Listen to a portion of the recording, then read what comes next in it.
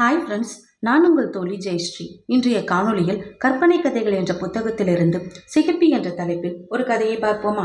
மயில்சாமி கிளவி கொடுத்த காகிதத்தை ஒரு தடவைக்கு 4 தடவையா படிச்சு பார்த்துட்டு ஏளனமா சிரிச்சுக்கிட்டு சிகப்பி கிளவிக்கு முன்னாடி வந்து நின்னான். சிகப்பி கிளவி அவனை கண்ணை இடுக்கியபடி உத்து பார்த்தா. இன்னைக்கு கிராமத்திலே படித்த மனுஷன்னா அது மயில்சாமி தான். இன்னமும் அவளுக்கு பல வருஷத்துக்கு முன்னாடி நடந்தது ஞாபகத்தில் இருக்கு. மயில்சாமி அவன் தாய் பெத்தப்போ பிரசவம் பார்த்ததே சிகப்பி தான். மயில்சாமியோட அப்பன் துரைக்கு வாயெல்லாம் பல்லு. ஓடி போய் ஒரு தட்டு நிறைய கருப்பட்டி வெள்ளத்தை எடுத்துக்கிட்டு வந்து சிகப்பிட்ட கொடுத்தான். ஆயா, 10 வருஷமா பிள்ளை இல்லாத குறைய நீ தான் தீர்த்து வச்ச. எல்லோரும் ஆஸ்பத்திரிக்கு எடுத்துட்டு போடா, நாள் கழிச்சு பிறக்கிறதுல சிக்கல் எதனாச்சும் இருக்குன்னு பயமுறுத்துனாங்க. கையில பசை இல்லாம எங்க போறது சொல்லு? சாமி பேர்ல பாரத்தை போட்டுட்டு ஆயாவை அழைச்சிட்டு வாங்க, ஆவறது ஆவட்டும்னு என் பொண்டாட்டி சொல்லிட்டா. எங்க நம்பிக்கை வீண் போகல. நான் என்னப்பா செஞ்சேன்? எல்லாத்துக்கும் முருகன் துணை இருக்கான்னு கிளவி சொன்னான். ஆயா, சாப்பிட்டுட்டு போயான்னு துரை சொன்னான். அதுக்கு பிரசவம் பார்த்துட்டு குளிக்காம பச்சை தண்ணி கூட குடிக்க மாட்டேன் துரை. போய் குளிச்சு முருகனுக்கு 2 பூவை போட்டுட்டு தான் சாப்பிடுவேன். குழந்தைக்கு நீயே ஒரு பேரை சொல்லாத்தானே துரை சொன்னான். இன்னைக்கு கிருத்திகை, முருகனுக்கு விசேஷமான நாள். குழந்தைக்கு மயில்சாமின்னு பேர் வைப்பா. மயில்சாமிக்கு 10 வயசா இருக்கப்போ அவனோட அம்மா இறந்துட்டா. எங்க 2ஆம் தாரம் வந்தா தான் மகனை கொடுமைப்படுத்துவாளோன்னு பயந்துகிட்டு துரை மறுகல்யாணம் கூட செஞ்சுக்கல. துரைக்கு கொஞ்சம் நிலம் இருந்தது, 2 கறவை மாடும் இருந்துச்சு. இருந்தாலும் தான் மகனை பெரிய படிப்பு படிக்க வைக்கணும். அதுக்கு இதெல்லாம் பத்தாதுன்னு நினைச்சான். மயில்சாமி படித்த பள்ளிக்கூடத்துக்கு பக்கத்துல தான் சிகப்பியோட குடிசை. முன்ன போல அவளால் பிரசவம் பார்க்கவோ நிலத்துல எடுபிடி வேலை செய்யவோ முடியல. பள்ளிக்கூட வாசல்ல குச்சிக்கிழங்கு, கரும்பு, வேர்க்கடலை வச்சுக்கிட்டு வியாபாரம் செஞ்சுக்கிட்டு வந்தா. மயில்சாமின்னா அவளுக்கு தனி பாசம்தான். மதிய வேலையில அவனும் இவ குடிசைக்கு வந்து சாப்பிடுவான். கிழங்கு, கடலை இவனுக்கு தாராளமாக கிடைக்கும். சிகப்பிக்கு புருஷன் விட்டுட்டு போன நிலம் கொஞ்சம் இருந்துச்சு. அதை வித்து தரும்படி துரைகிட்ட கேட்டா. ஏன் அத்தா விளையிற பூமியை விற்கிற? அட, எனக்கு பின்னால வாரிசா இருக்கு கட்டி ஆள்றதுக்கு.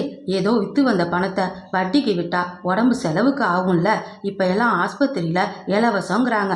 ஆனா வரிசையில நிக்க வைக்கிற பியூன் பையிலேருந்து மருந்து காலிக்கு தர கம்பவுண்டர் பைய வரைக்கும் அம்புட்டு பேருக்கும் 8 ரூபான்னு மொய் எழுத வேண்டி இருக்கு. கையில காசு இல்லாம என்ன நடக்கும் சொல்லு? கிளவி சொன்னான். அப்போதான் துரைக்கு ஒரு யோசனை வந்துச்சு. பணத்தை வட்டிக்கு தானே விட போற ஆயா? ஆமா ஐயா, மயில்சாமி ஹைஸ்கூல் படிப்பு முடிச்ச உடனே காலேஜில் படிக்க வைக்கணும். அதுக்கு கொஞ்சம் செலவாகும். உன்னோட நிலம் வித்த பணத்தை எனக்கு கடனா கொடுத்தா அதுக்கு தகுந்த வட்டியை நானே கொடுத்துட்றேன் ஆயான்னு தயங்கி தயங்கி சொன்னான். அட, இதுக்கா தயங்கி தயங்கி கேட்குற? படிப்பு செலவுக்கு தானப்பா கேட்குற? எனக்கு ரொம்ப சந்தோஷம். இதை நீயே வச்சுக்கிட்டு எனக்கு தேவைப்படுறப்ப 5ஓ 10ஓ கொடுப்பா.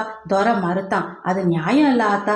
நான் ஒரு பத்திரம் தயார் பண்ணி தரேன். உன் பணத்துக்கு 2 வருஷம் கேடு. வட்டியை மாசமோ இல்லை சேர்த்து வச்சோ வாங்கிக்கோ. சிகப்பியோட நில வித்து வந்த பணம் 3000 ரூபாய். துரை அந்த பணத்தை வாங்கிக்கிட்டு 2 வருஷத்துக்கு கெடு போட்டு பத்திரத்தை கொடுத்தான். மயில்சாமி BA 2ஆம் வருஷம் படிக்கிற வரைக்கும் எந்த பிரச்சனையும் இல்லை. ஆரம்பத்தில் துரை மாசம் தவறாம வட்டி கொடுத்துட்டு வந்தான். அடுத்த வருஷம் அவனோட நிலத்துல விளைச்ச இல்லை. சிகப்பி துரையோட சிரமத்தை தெரிஞ்சுக்கிட்டு அவனை அதிகம் தொந்தரவு செய்யல. 3ஆம் வருஷம் படிப்பை முடிச்சு மயில்சாமி வீட்டுக்கு வர்றதுக்குள்ள துரைக்கு காலில் நரம்பு செலந்தி வந்து படுத்துட்டான். மயில்சாமி அதிர்ஷ்டக்காரன். படிப்பை முடிச்சுட்டு வந்தவன அந்த ஊர்ல இருக்க பெரிய மனுஷன் தான் பொண்ணை கொடுத்து வளைச்சி போட்டுக்கிட்டாரு. மாமனார் வீட்டோட இருக்கிறது கௌரவ குறைச்சன்னு ஒரு கல்லு வீடும் கட்டிக்கிட்டு தகப்பனுக்கு வைத்தியமும் பார்த்துட்டு வந்தான். எப்போதாவது வீதியில சிகப்பிய பார்ப்பான். என்ன ஆயா, எப்படி இருக்க? ஏதோ இருக்கேன்டா ராசா, நீ நல்லா இருக்கியா? பார்க்குறல்ல, எப்படி தெரியுது? என் கண்ணுக்கு இப்போவும் நீ தொப்புள் கொடி கூட அறுக்காத பச்சை குழந்ததாப்பா. அவன் அரும்பு மீசிய தடவியபடியே சிரிப்பான். டாக்கீஸ்க்கு வா ஐயா, படம் பார்க்கலாம். எதுக்குப்பா? அதெல்லாம் எனக்கு சும்மா வா ஐயா, உங்ககிட்ட காசு கேட்க மாட்டேன். அவன் இப்படி சொல்கிறப்பெல்லாம் கிளவி மனசு துடிக்கும். இவங்கிட்ட சொல்லலாமா வேணாமான்னு. அப்பங்கடனை பிள்ளைகிட்ட சொல்லக்கூடாது. நாம் துரையை நேராக போய் கேட்போன்னு யோசிச்சு கடைசியில் பத்திரத்தை எடுத்துக்கிட்டு வந்துட்டா. துரை நோய் குறைஞ்சி வீட்டுக்குள்ளேயே நடமாடிட்டு இருந்தான். பரஸ்பர விசாரிப்புக்கு பிறகு மெல்ல விஷயத்துக்கு வந்தா சிகப்பி. மயில்சாமியை அப்பப்ப கடத்தெருவில் பார்ப்பேன் துரை, கேட்கலான்னு நினைப்பேன். நீ என்ன சொல்லுவியோ? நமக்குள்ளே இருக்க விவகாரம் அவனுக்கு தெரியுமோ தெரியாதோன்னு நான் சொல்லலை. துரை கண் கலங்குறான். உனக்கு தான் எத்தனை நல்ல மனசாயா? பத்திரத்தை கொடு, நான் மயில்சாமிகிட்ட சொல்லி பணத்தை வாங்கி தரேன். அவ கொடுத்த பத்திரத்தை வாங்கிக்கிட்டு உள்ள போனான் துரை.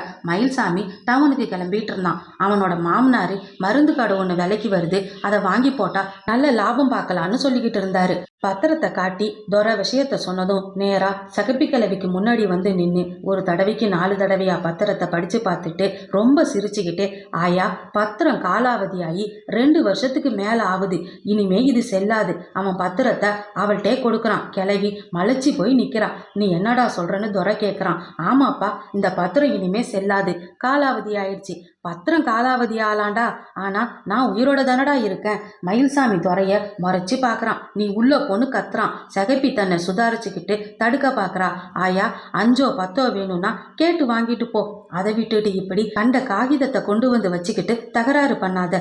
எஞ்சா உடம்பும் ஒரு சாணா குறுக வீட்டுக்கு வந்துட்டா சகப்பி. நெஞ்சு மட்டும் பொங்குது. விஷயம் தெரிஞ்ச 4 பேர் கிளவிய கோர்ட்டுக்கு கூட்டிட்டு போக அவளோட புகாரை ஏத்துக்கிட்டு துரையை சந்திச்சு பேச நீதிபதி கூப்பிட்டாரு. தந்தைக்கு சட்டம் தெரியாதுன்னு மகனும் கூட வந்தான். விசாரணை நீதிமன்றத்தில் நடக்காம தனியா நடந்துச்சு. நீதிபதி முதல்ல துரையிட்ட பேசுறாரு.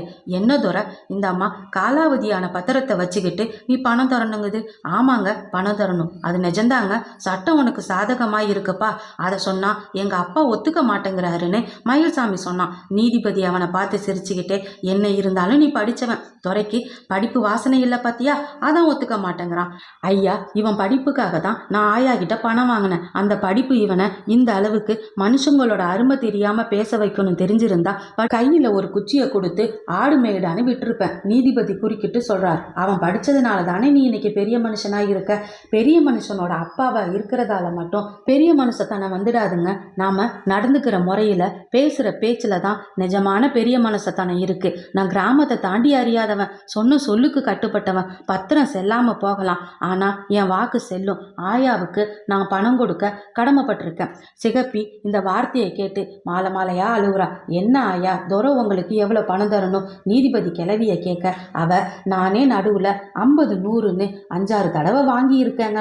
மயில்சாமி படிப்புக்காக கொடுத்த பணத்துக்கு வட்டி வேணான்னு நான் அப்பவே துரையிட்ட சொல்லியிருந்தேன். துரை வட்டி வாங்கிக்கணும்னு ரொம்ப வற்புறுத்தினான்.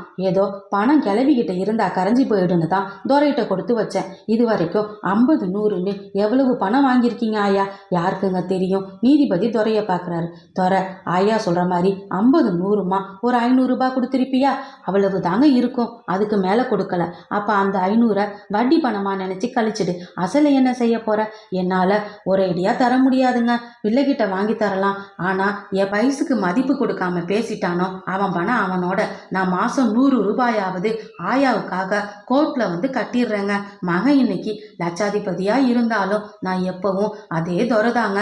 மயில்சாமிக்கு தான் மேலே கோபம் வந்துடுச்சு. நாம ஏன் இப்படி பேசணும்? அவன் நீதிபதிகிட்ட சொல்றான், அந்த பணத்தை நானே கட்டிடுறேங்க, எங்க அப்பாட்ட சொல்லுங்க.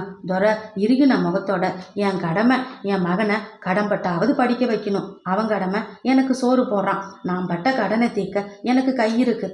ஆயாவுக்கு பணத்தை திருப்பி கொடுக்கறது மட்டும் இல்ல, கொல்லி போட போறதும் இந்த துரை தான். அப்பனுக்கு இருக்கிற மனசாட்சியில பாதியாவது பிள்ளைக்கு இருக்காதா? மயில்சாமி வேகமா சொல்லுறான். எங்க அப்பா கொல்லி போட போற ஆயாவுக்கு நான் தான் நெய்ப்பந்தம் பிடிக்கணும். அதுக்கு நான் வரணும்னா நான் தான் தருவேன். என்ன சொல்ற ஆயா? சகப்பி கிழவி சிரிச்சுக்கிட்டே சொல்றா. ஏன் ராசா, உன் கைவெளிச்சம் இல்லாம நான் போவேனா? இந்த கதை பிடிச்சிருந்துச்சுன்னா லைக் பண்ணுங்க, ஷேர் பண்ணுங்க, சப்ஸ்கிரைப் பண்ணுங்க. நன்றி நண்பர்களே.